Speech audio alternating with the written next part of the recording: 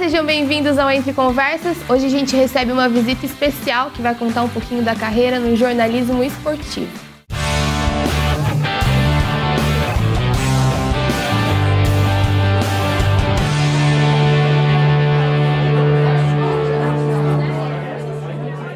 Ele se formou em jornalismo aqui na Unicesumar e sempre quis trabalhar com jornalismo esportivo e conseguiu.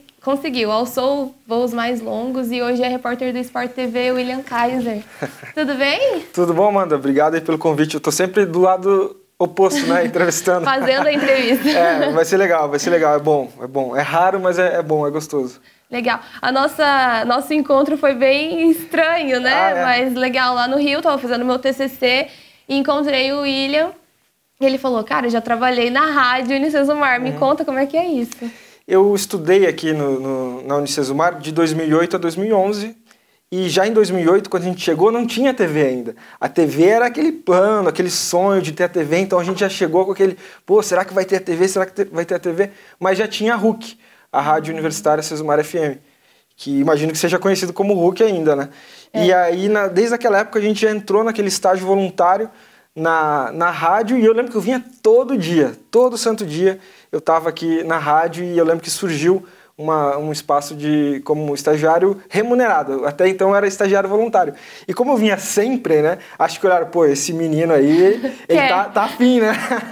E aí eu recebi o convite e desde 2008 até 2010 eu fiquei estagiando na rádio, eu só parei por causa do meu TCC, que eu fiz algo bem parecido com você, eu saí Brasil afora para entrevistar ídolos do esporte que tinham um trabalho de ação social. Foi o Guga e foi o Cafu, e como tinha muita viagem, muita coisa, né? E aí já era o meu penúltimo ano, já estava no finzinho ali de 2010, 2011, já tinha que entregar o TCC. Eu acabei fazendo correr atrás disso, né? A Elaine era minha orientadora, tirei 10, me formei. E aí, resumidamente, é essa a minha história, né?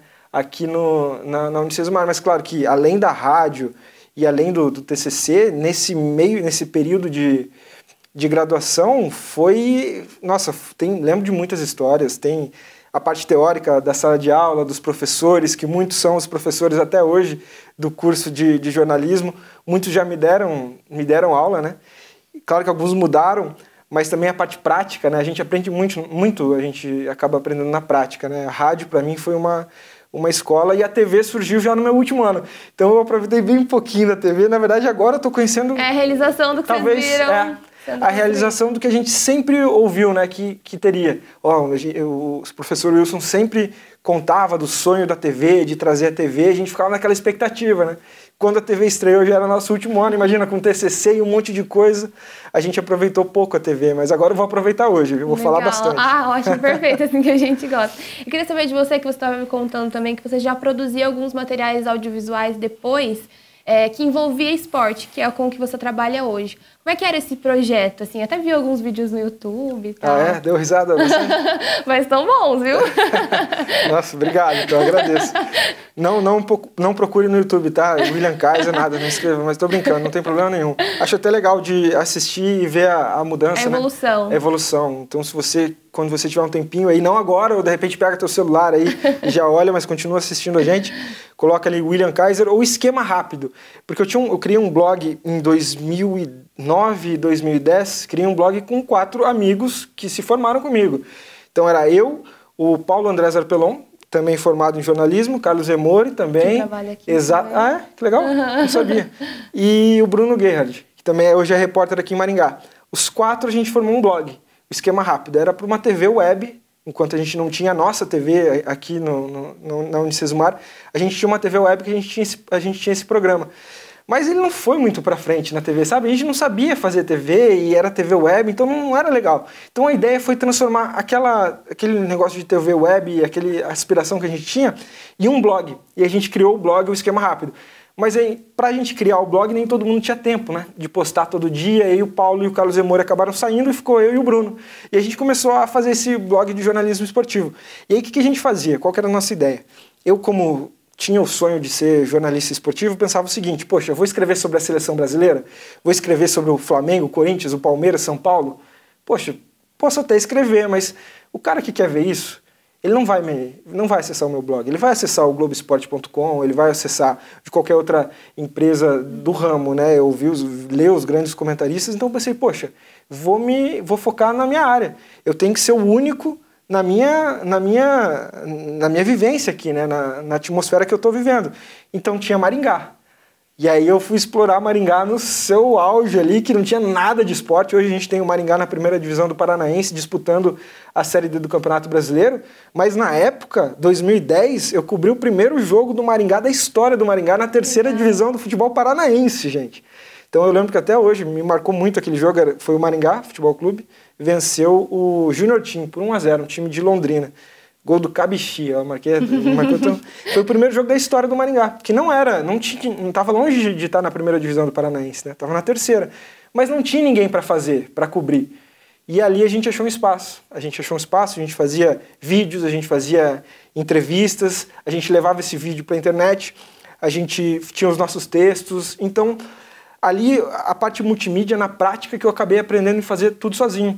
E eu editava sozinho, filmava sozinho, eu era o repórter, colocava a câmera parada assim na minha frente, tripé, ajeitava, fazia as entrevistas e as gravações. E ali eu consegui crescer e pegar uma bagagem muito grande. E foi a partir disso que daí veio a chance de, né, chegar até o Sport TV, né? Exatamente. Essa experiência que você teve. Foi.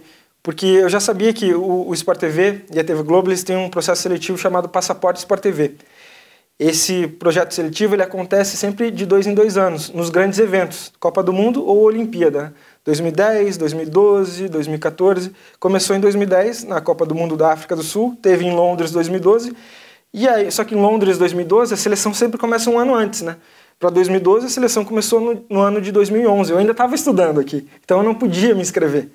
Mas eu sabia que teria uma terceira edição para a Copa do Mundo no Brasil em 2014.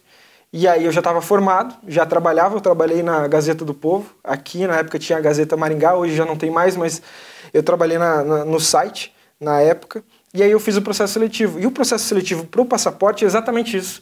É um jovem jornalista que é enviado para fora do Brasil para cobrir uma grande seleção, né, uma grande nação da Olimpíada, dependendo do evento, e ele vai sozinho, ele vai com a câmera, ele vai com o kit de edição, ele é o repórter, óbvio, é o produtor das matérias, das entrevistas, e aí isso eu já fazia em Maringá.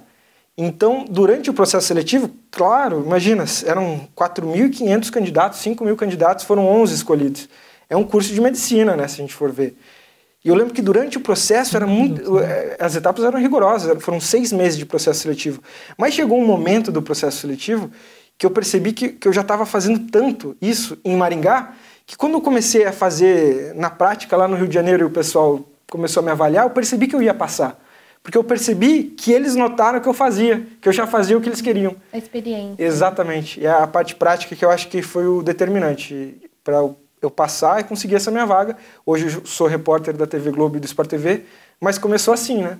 Graças à vivência e experiência aqui em Maringá, aqui no Unicesumar também, que eu consegui passar nesse processo seletivo e estou lá até hoje, graças a Deus. Como é que é a sua vida hoje lá, assim? Qual que é o seu trabalho exatamente? Cobre algum clube específico ou não? Acompanha o futebol de forma geral, assim? É, mais ou menos de forma geral. O repórter hoje, seja da TV Globo ou do Sport TV, no âmbito esportivo, a gente cobre diversos esportes, né? Até porque o Sport TV transmite muito, né? O Sport TV transmite basquete, transmite vôlei, transmite automobilismo. Claro que o carro-chefe é o futebol, é a paixão do brasileiro. Então a gente transmite de tudo e as reportagens são todas, então, independente. Quando eu conheci a Amanda, foi num treino do Flamengo, né?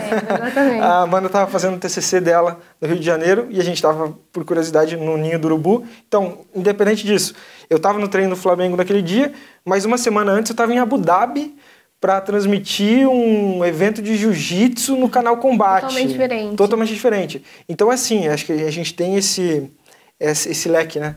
De muitas opções. O contrário do que eu tinha em Maringá, né? Tinha pouca coisa. Na época, não sei como Maringá tem crescido nesse âmbito esportivo ultimamente, mas na minha época era bem pouco, tinha bem a gama assim pra gente buscar era bem pequena.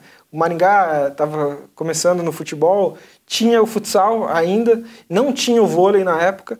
Então era bem pouco. Hoje é totalmente o contrário. Então o leque de opções é muito grande, mas a gente tem que se especializar, né, para poder cobrir tudo isso. Então, em resumo, é mais ou menos isso. E graças a esse trabalho encantador, que pra gente não tem rotina, né? Cada dia é uma entrevista, uma viagem diferente, acabei conhecendo países assim que eu nunca imaginei que ia conhecer. Já fui para Japão, como eu falei, fui para Abu Dhabi, nos Emirados Árabes, Dubai, já fui para os Estados Unidos algumas vezes para trabalho, mas já fui para Londres, então lugares que eu nunca imaginei que eu iria, eu fui a trabalho.